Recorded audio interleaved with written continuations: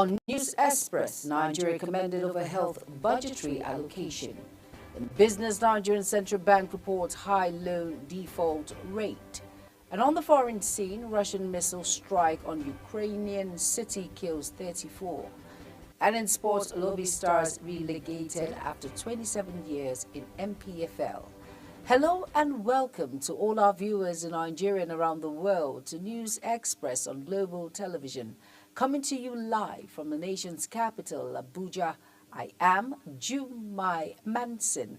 A quick reminder that Global Television is on DSTV channel 365 and Star Times channel 276. You can download the Global TV Nigerian mobile app for Android and iOS devices to keep track of our broadcasts. Now the news in full. The United Nations Assistant Secretary General Ahana Ezekowa has commended Nigeria's government and the National Assembly for voting $200 million for healthcare in Nigeria. The commendation followed the withdrawal of funding assistance by the United States Agency for International Development, USAID. Speaking at a meeting in Lagos with a delegation of the House of Representatives, led by the Deputy Speaker Benjamin Okeze Kalu, Ezekowa, who is also the African Regional Director for the United Nations Development Programme, UNDP, said, Nigeria's action sets a precedent on the continent. The Nigerian Association of Chambers of Commerce, Industry, Mines and Agriculture has expressed fear that unless the federal government takes deliberate steps to increase Nigerians' non-export earnings, the current global tariff war may lead to job losses, low foreign exchange inflow and economic instability. Among other things, Oyedele, who is also the chairman of the organized private sector of Nigeria, emphasized the need for a valuable and affordable homegrown democracy. Former presidential candidate of the Labour Party, Peter Obi, paid a condolence visit to Plateau State following the recent killings in Bokos area of the state. A statement on X says Obi traveled from Abuja to Jos, the state capital, and expressed sadness over what he described as senseless killings and stated that such violence is unacceptable in a country not officially at war. The National Association of Nigerian Students, NANS, has slammed the National Assembly over the proposed bill to make voting mandatory and jail Nigerians who fail to vote. The association, in a statement by its National Vice President, Intercampus and Gender Affairs, Akimbodunsi Felicia, in Abeokuta, Ogun State capital, described the bill as not only ridiculous but laughable, urging the National Assembly to drop the idea or face the wrath of the Nigerian students. The students' body held proposed a new bill titled Bill for an Act to Amend the Electoral Act 2022 to make it mandatory for all Nigerians of majority age to vote in all national and state elections and for related matters. Over now to Enugu Chambers of Commerce, Industry, Mines and Agriculture has urged the Central Bank of Nigeria to intensify efforts to save indigenous businesses and industrial sector from total collapse. The Chamber's President, Odega Ojenuo, made the call at the CBN Special Day at the ongoing 36th Enugu International Trade Fair. Jide Omo noted that Enugu Chamber of Commerce, Industry, Mines and Agriculture is not unmindful of the various interventions of the country's FX Bank to support and encourage the growth of businesses in various sectors of the economy. Three major aviation unions have issued a stern warning to the Nigerian Meteorological Agency, threatening to resume a previously suspended strike over the agency's alleged failure to keep their bargaining agreement signed earlier this year.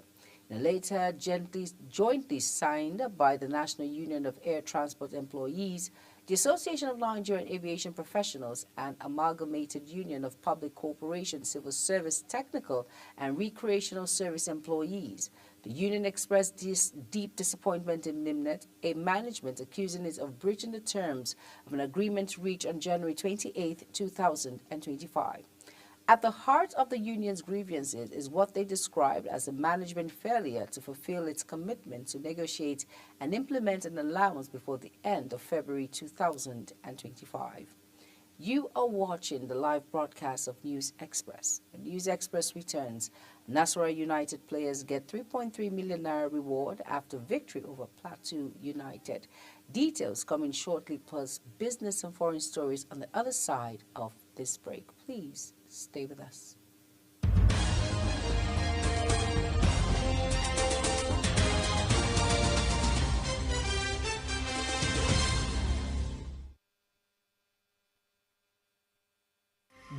know that global television can be watched in Nigeria and all over the world? Download the Global TV Nigerian mobile app for Android and iOS devices to watch global television real-time from around the world. What are you waiting for? Start downloading and stay connected to global television.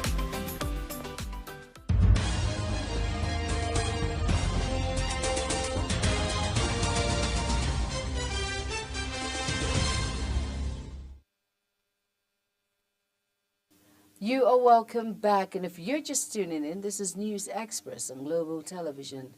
Thank you for staying with us. On our business desk now, the Central Bank of Nigeria, CBN, has reported high loan default rates among large private non-financial corporations and other financial corporations, raising fresh concerns about credit risk at the upper end of the leading market.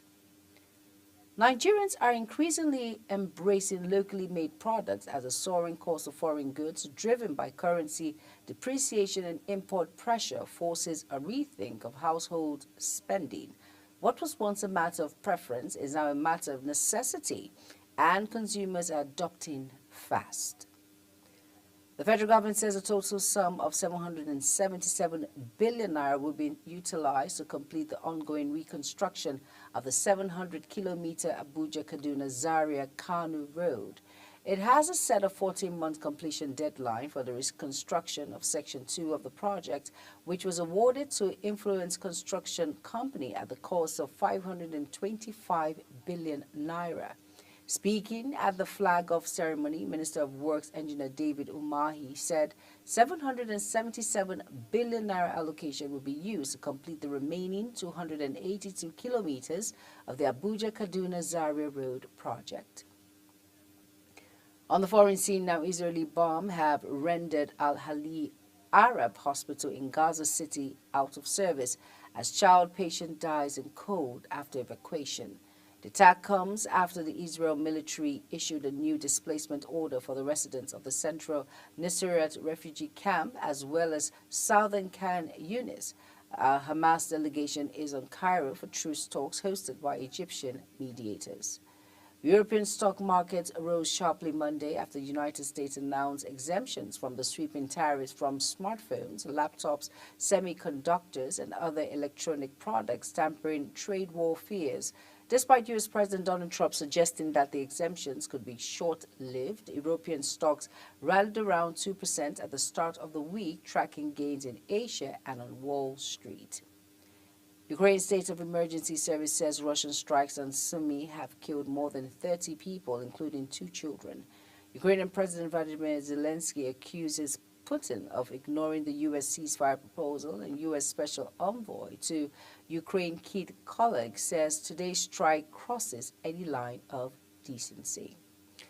And in sports now, Nasarawa United players have been rewarded with 3.5 million naira for the match day 33 victory over Plateau United. Governor Abdullahi Sule and the State Commissioner for Youth and Sports Development, Kwanta Yakubu, doled out the cash gift to the players. The announcement of the cash gift is contained in a statement signed by Mr. Echo Amos, Director of Media of the club in Lafia. Lobby Stars' 27-year-old stay, the Nigerian Premier Football League, has come to a painful end following a 2-0 defeat to Kano Pillars at the Sani Abacha Stadium. The nomadic side, without a permanent home ground, entered matchday 33 rooted to the bottom of the league and in desperate need of a result. But goals from Ahmed Musa and Nasiru Awolu Ibrahim confirmed their relegation with 5 matches left to play. Despite holding up the host side in the first half, Lobby's defense was eventually breached 10 minutes after the restart when veteran midfielder Rabiu Ali set up Musa to fire home the opener. Ceylon Sports Nigerian forward Ademola Lookman has reportedly made a firm decision regarding his future, with sources indicating that his time at Atalanta is drawing to a close. Lookman, who has been a key player for the Bangoma-based club, is preparing for a departure at the end of the season. Failing a collapse at the Borussia Dortmund, Hansi Flick has Barcelona on track for the Champions League semi-finals and a return to the European elite after a rocky decade in Catalonia. A semi-final placing where Barcelona would likely be favoured to make the final would represent the high water mark so far for the Catalan Giants in the post-Lionel Messi era. 4 points close to Real Madrid in the league with 7 games remaining and facing Los Blancos in the Copa del Rey final. Barcelona enjoying their last season since Messi's departure.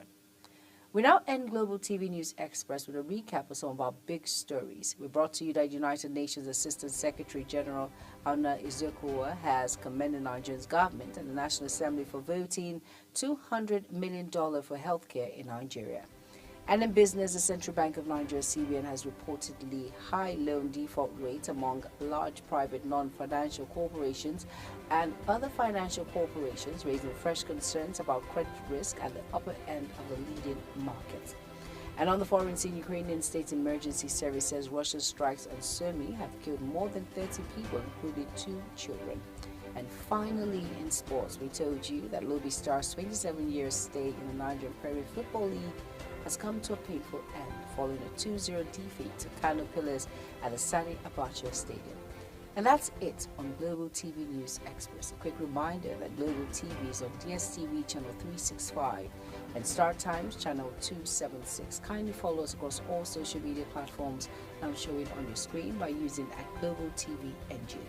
You can download the Global TV Nigeria mobile app for Android and iOS devices to keep track of our broadcast. I am Jumai Manson. Thank you for watching. Good afternoon.